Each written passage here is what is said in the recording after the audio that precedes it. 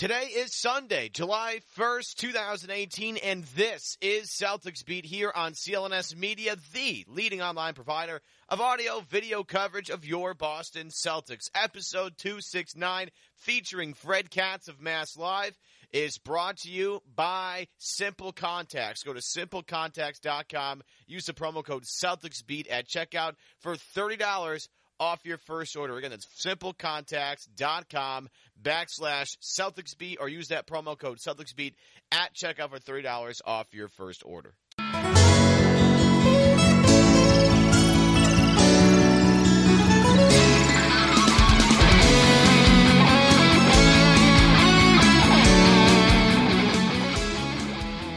Welcome you to the first show of the new NBA season. July 1st marks the start of the new year. Free agency, of course, commenced at 12:01 early this morning. Of course, deals are flying around. Of course, Woj and Shams and everybody out there on their phones all the time trying to give us updates via Twitter.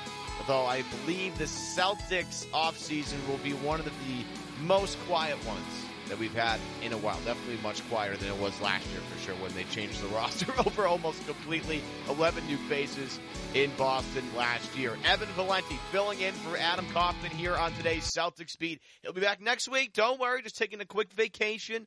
Definitely well-deserved. Adam and his family, of course, back next week with more great stuff. And new guests, should be a lot of fun.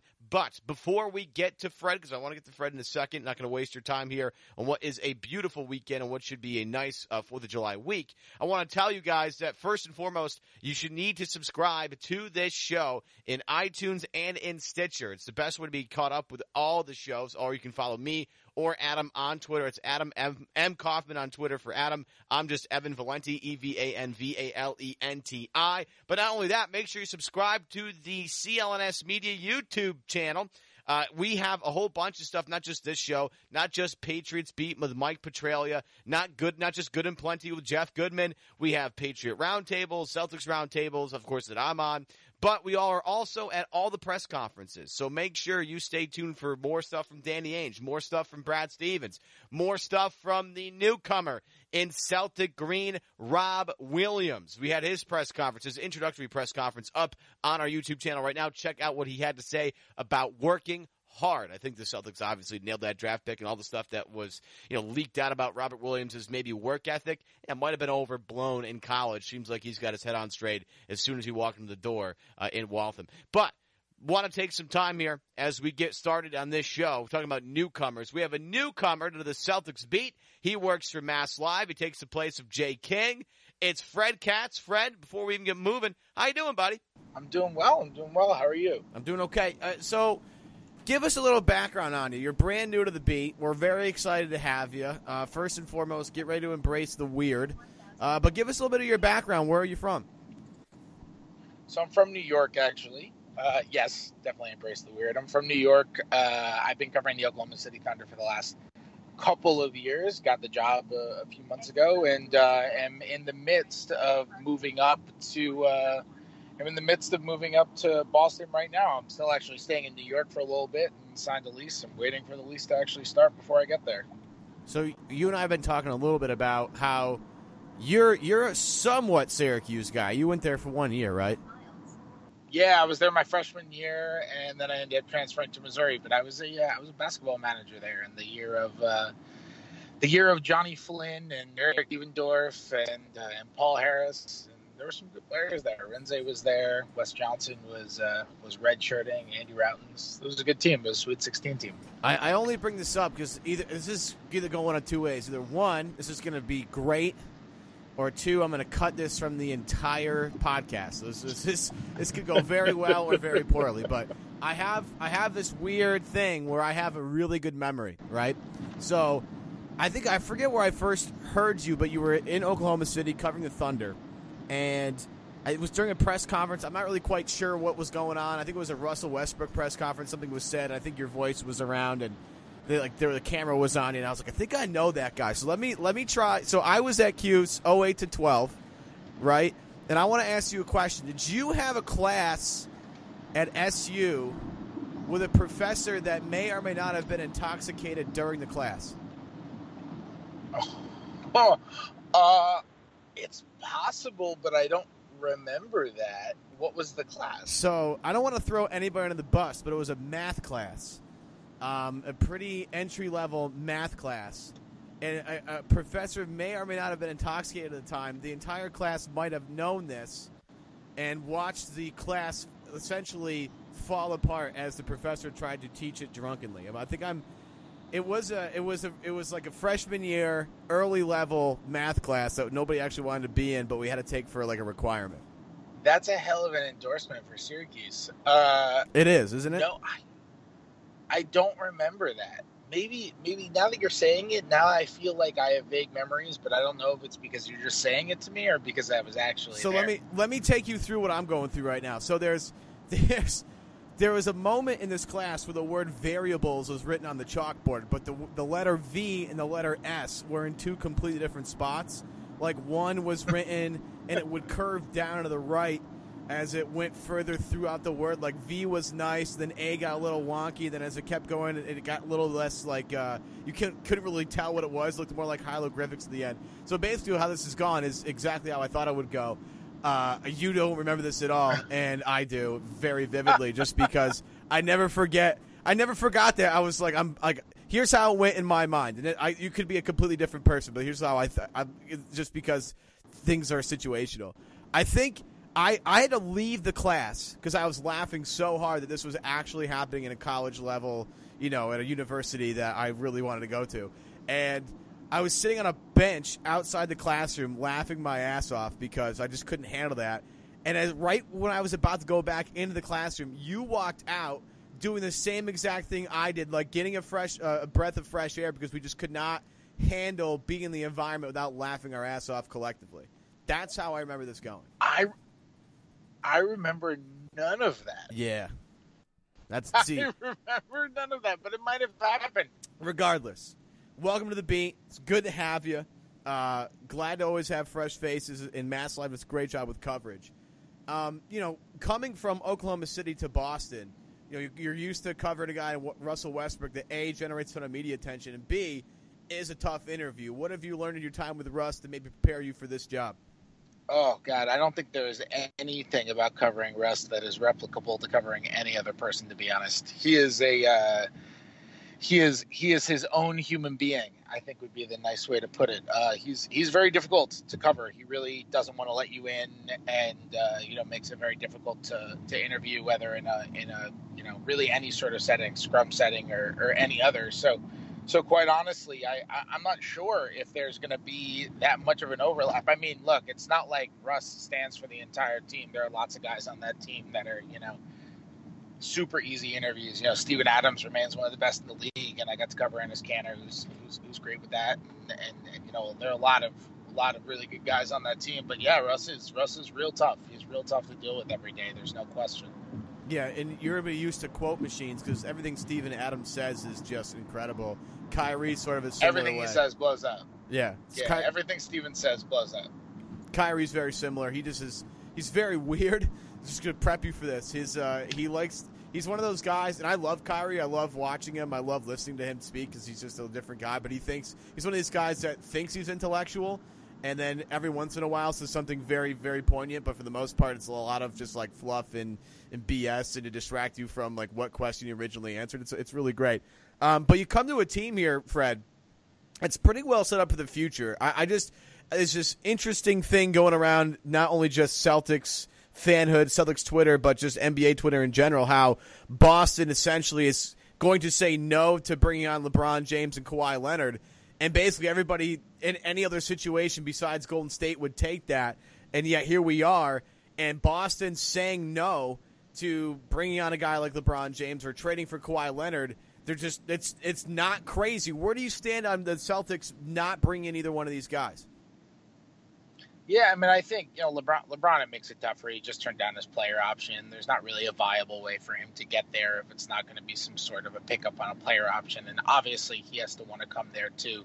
And for Kawhi, I mean, you're not going to pull the trigger on a Kawhi deal that means a massive package. It means giving up, Brown and draft picks and, whatever else. We're assuming Tatum's off the table regardless. But you're not going to pull the trigger on a deal like that without some sort of commitment that Kawhi is going to be around beyond 2019 when he can become a free agent. It's just not necessarily the right way to play it. The reason that Paul George ended up not going to the Lakers last year was because his market value, his trade market value, was driven so down by basically teams like the Celtics taking a similar approach to what they are to Kawhi right now, where teams like Philadelphia taking a similar approach to what they are with Kawhi right now, to where they're saying, no, you're not going to get Jaylen Brown. You're not going to get the Sacramento pick, or you're not going to get the Nets pick, or whatever it was. They ended up making that Kyrie deal. There were 2 years left on Kyrie's contract, but teams didn't want to take that risk on Paul George. They didn't want to be able to do that when so many people thought that he was going to be going to Los Angeles and Oklahoma City. Victor Oladipo had a tremendous year and made unbelievable improvements. And Domantas Sabonis got a lot better, and I don't think the Thunder were surprised by that at all. But the Thunder were able to capitalize at the time when people were describing it as salary dumping Victor Oladipo's contract. That's how much he improved this year. So they drove his value down enough to where Oklahoma City was comfortable enough doing it. Maybe the Lakers are willing to give up a bunch to trade him this time. It does seem like they're in a little bit of a position they were a year ago. But I don't think it's all that different from the Paul George situation from last summer. If you got confirmation from Kawhi, so let's just say, and this isn't happening, but we all know Kawhi's not coming to Boston at this point, but if you got assurance from Kawhi in his camp that A, he's 100% healthy, and B, he would re-sign in Boston, would it be worth it to you to trade away a Jaylen Brown and whatever else they need to get to get Kawhi to make that work? Or are you in the camp of, look, you bring in Kawhi Leonard, a couple things are going to happen. One, your salary cap and your tax situation to go through the roof. B, is it great that you have three guys that are studs, but there's not enough ball to maybe go around for those guys? Like Kyrie needs a lot of shots. Hayward, we don't even know yet what his situation is. We haven't seen him really play for the Boston Celtics at all outside of 5 minutes against the Cavaliers in 4 preseason games. My main concern would be maybe they couldn't make that all gel together. Would you rather have the future flexibility of the way the contracts line up as these max deals line up for Tatum and Brown, or would you rather just go for it all right now, Fred? Look, even if you keep it this way, your tax bill is going to get extremely expensive in 2019 regardless. Like, Kyrie's going to be a free agent in 2019. Horford's going to be a free agent in 2019. Like, your bill's going to get extremely high. You got Smart coming off the books this year. If he takes the qualifying offer, then it's in 2019. Same thing with Rozier. Like, you're going to have a really expensive team no matter what. If ownership signs off on it and Kawhi is willing to commit and he's healthy, that's a top 5 player. And I don't think the worries with the ball is that big of a deal, to be honest. Like, Kawhi was a finals MVP when he was averaging 15 points a game. Gordon Hayward is not a ball-dominant player. Gordon Hayward is a ball mover. Like, Gordon Hayward was playing for Quinn Snyder. Like, that was a major motion ball movement offense. Like, Quinn Snyder was never actually a Spurs assistant, but he's as close as you can get to being part of the Spurs tree without actually being part of the Spurs tree. Like, he was a coach for the Austin Toros when they were the Spurs D-League team, and he coached under, former Spurs assistants like Mike Budenholzer and like Mike Brown, and he went and coached under Ettore Messina when he was in Russia, and now Messina is Pop's assistant head coach there. Like, there are so many different ways that Hayward has gone about moving the ball, and he's just that doesn't concern me in the least bit, honestly. Kyrie is the one who I think needs the ball in that situation, but you have so much talent. You can never have too many wings. In a scenario like that, you've got Tatum, you've got Hayward, you've got Brown, or you've got Kawhi Leonard. You got the best defensive fivesome in the NBA when you have Horford at the 5. There's no question that that's something that you pull the trigger on if Kawhi commits and you're assured that his leg is okay. But those are 2 very big ifs. And it sounds like, a lot of this that has come out recently. It's been fun to watch the national guys versus the local guys in this whole thing, because the national guys say, Wojnarowski will come out with, the Celtics and Spurs and Lakers and Spurs are engaged in trade talks. Meanwhile, you hear from Bull Pat and you hear from Murphy and Himmelsbach about how, this is yeah, are they engaged? Sure, but it hasn't gone past this stage. And it seems like Danny's like, look, if I'm not getting any reassurance here from Kawhi in either of these regards, if not both of them, then there's just no way this is going to happen. And with Ainge, this has been Ainge's MO for his entire duration with these Nets picks. It's always been, look, a lot, like in the entire national media, they want him to essentially trade all these things away and cash in all his chips at the same time. But every time this has come up, whether it's Paul George or Jimmy Butler, now it's Kawhi Leonard, it's been, look, we have a certain range where we'll go. This is as far as we'll go. I'm sticking to this. If not, we'll see you later. We'll go after somebody else if we need to. Now, it began, Fred, as Danny's in a position where he can deal from strength, but obviously needs to build a team, to now he has the team he wants, can still add pieces. And what he's trying to do essentially, Fred, is have his cake and eat it too. And I can't really blame him, because you look at the way the Warriors are set up with these young, like not young, but this dominant core of 4 guys with Draymond who are going to be good for a very long time. Danny's been able to get a team that can compete now, and I think next year, health, if as long as they're healthy, they're going to be fine. But a team that can compete now, the year after, but with Jalen and Jayson, and now have this extended window that I think everybody dreams about. That's absolutely true, and those guys are going to get expensive when their rookie contracts are up. And you still got 2 more years of Brown, 3 more at Tatum before he hits restricted free agency, and even then, you've got them on the cheap. You've got them on the cheap max for 25% of the cap. So yeah, I mean, you're gonna be in a very good position in that case. But again, if Kawhi's not willing to commit, it's so unlikely to happen. But if you're put in a situation like, I don't want to compare Kawhi Leonard to, you're not getting a rickety veteran. Like, he is 26 years old. Kawhi Leonard has done so much, and it feels like he's been around forever, because he was a Finals MVP 4 years ago, and he's in the playoffs every single year except for this year when he was hurt, obviously. So it feels like he's been around forever. Kawhi Leonard is entering his prime right now. Like, this is not a situation where you're worried about a guy unless you're worried about the leg injury. This is not a situation where you're necessarily worried about a guy falling off for many, many, many years. Like, you can sign him to a 5-year deal and he'll still be at the back end of his prime. So that's not necessarily a worry. The worry is, will he commit or won't he commit? And that's totally legit. I mean, that's fine. If you don't want to give up a guy who you can have under team control for 7 years for a guy who you might only have for 1 when your window is very, very long, I mean, that makes perfect sense. Quick break from Fred to tell you that today's show is brought to you by Simple Contacts. Simple Contacts is a convenient way to renew your contacts lens prescription, to reorder your brand of contacts from anywhere in minutes. It's vision care simplified. We all know how going to the eye doctor can be a big pain just to renew your prescription, right? To wait in the office for what can feel like hours. You got to figure out if like number 1 or number 2 better. It's a hassle, and not anymore, though. Simple Contacts brings the doctor to you wherever you need it. You can take a vision test at home, have it finished in just 5 minutes. Then a real doctor reviews your tests and writes you a new prescription. This is not a replacement for your full periodic eye exam, but if you just want to update your script in minutes, log on to simplecontacts.com. Need a refill? Then upload a picture of your prescription.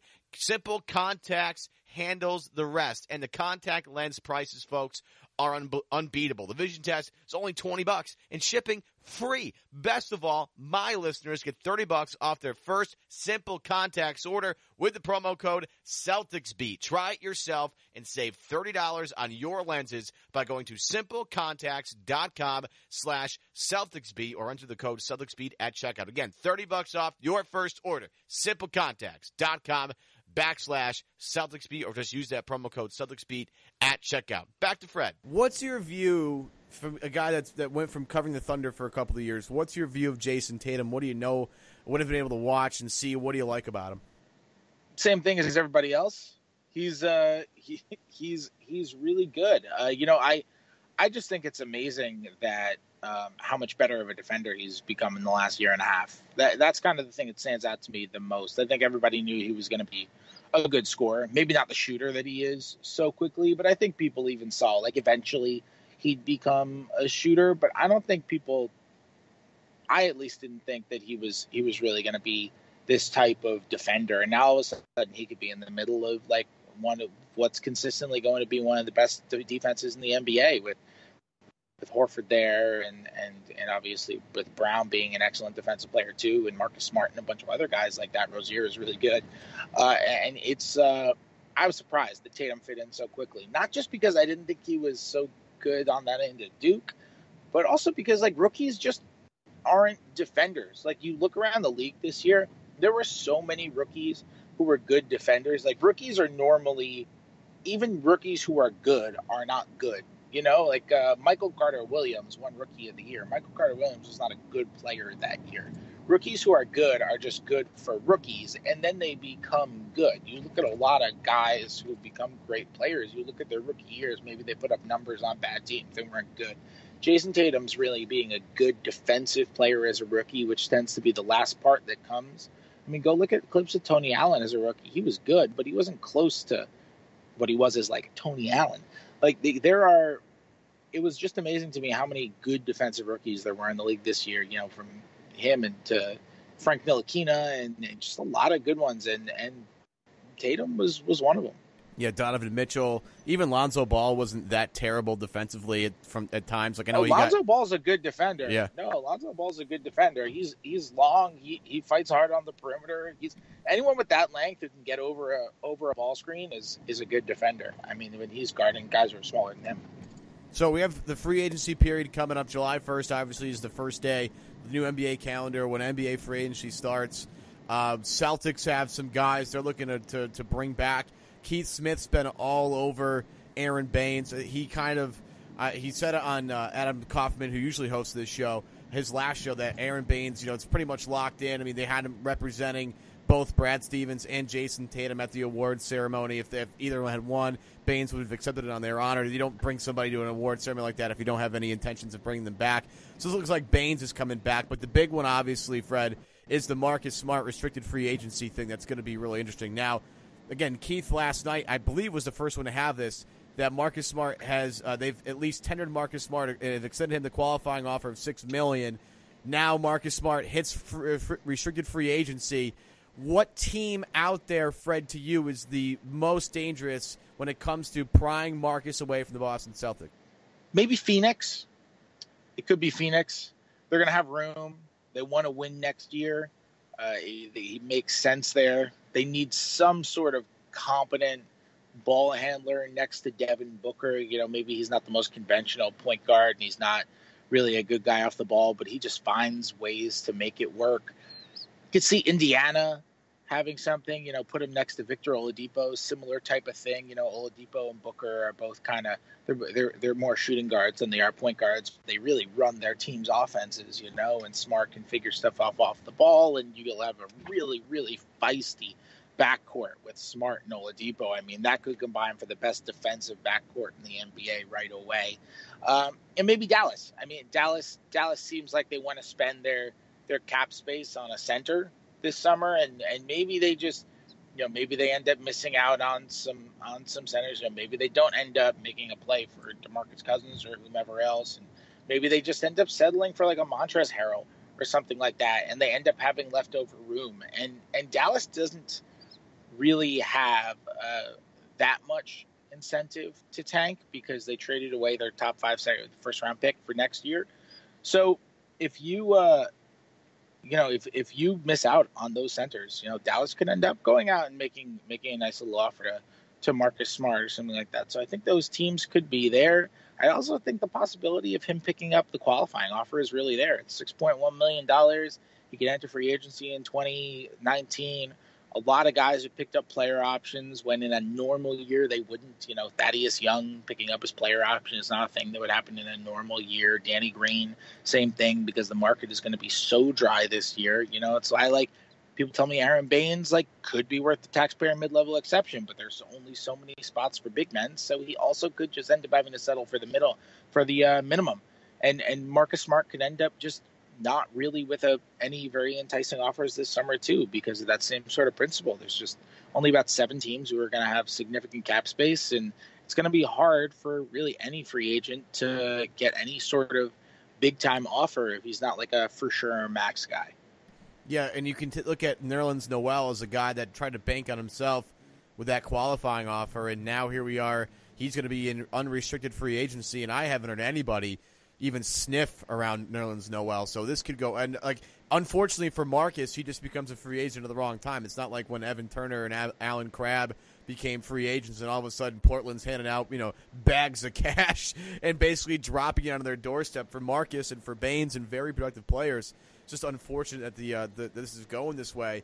But I mean, if you're Marcus Smart, motivate yourself with the qualifying offer if it ends up coming this way. And I actually agree with you. I think it might end up coming down to him accepting the qualifying offer because Danny's not going to do anything in terms of a contract. If nothing comes in, he's not going to extend him too much more than that $6 million that's going to be offered. But if you're Marcus Smart, the one big thing that could change your entire market value is that three-point shot. And if he finds any way to shoot somewhere close to not even league average, just slightly below league average, Fred, he would make himself a significant chunk of change, but I don't have any faith in that. I find it interesting that after all the upheaval that we've watched over the past 2+ years with the Celtics, including last year where they swapped out 11 players, that this year it seems like free agency is going to be something that everybody else dips their toes in. The Celtics roster, for the most part, seems set at this point. Yeah, I mean, it does. I mean, who knows? Crazy stuff always happens, and it does feel like there could be some crazy stuff to go down this offseason. But in terms of the Celtics, yeah, I mean, they're capped out right now. They're going to be close to the tax at least right now. I think if everybody comes off their books, they're still everybody who could come off their books, they're still over the cap because they got Hayward's big contract and Kyrie's big contract and Horford's big contract, and Tatum is now on a rookie scale deal on like the higher paying rookie scale, and Brown's in the third year of his deal, and you still got Marcus Morris on the books, and you still got Yabusele on the books. So I mean that pushes you over the cap alone. There's just not really very much flexibility to be able to do anything. Their flexibility to turn trades because they have so many assets. But in terms of like signing somebody, they would, have to seriously, knock off some pieces of the roster so that they'd be able to do that. Other than, of course, they could have that taxpayer exception for a little over $5 million. That's Fred Katz. He's the newest addition to the Celtics Beat team. He's working for Mass Live. Make sure you guys give him a follow on Twitter. Fred, thanks for taking some time, man. Welcome to Boston. Can't wait to get started with you. Yeah, appreciate it, man. Looking forward to working with you. And that will do it for another edition of Celtics Beat here on CLNS Media. A couple thank yous to hand out. Of course, to Fred Katz. Welcome to the Beat, Fred. Glad to have you in Boston with us. It's going to be a fun season, I'm sure. But thanks to Fred for jumping on the show with me. Thanks to Nick Gelso, our CEO of CLNS Media. Larry H. Russell, the executive producer of this show. The normal host of this show. Hey, Adam, thanks for taking a week off so I can have some time. Appreciate that, buddy. He'll be back next week. But most importantly, I want to thank you guys out there in the podcast sphere, wherever you're listening. I love you guys so much. You guys are the greatest audience of all time. Again, make sure you subscribe to this show on iTunes, on Stitcher. Subscribe to CLNS Media on YouTube, to the 16,000 plus of you that are subscribed to our YouTube page. We love you guys so much. Thank you so much. More great content coming on that. And if you haven't subscribed yet, what are you doing? Get out there, subscribe to CLNS Media, leave us a rating and review for this show. Of course, if you're on iTunes, comments, always, how to improve this show. We always take that stuff to heart. We always want to make sure we're giving you guys the best content that you could possibly ask for. I'm Evan Valenti.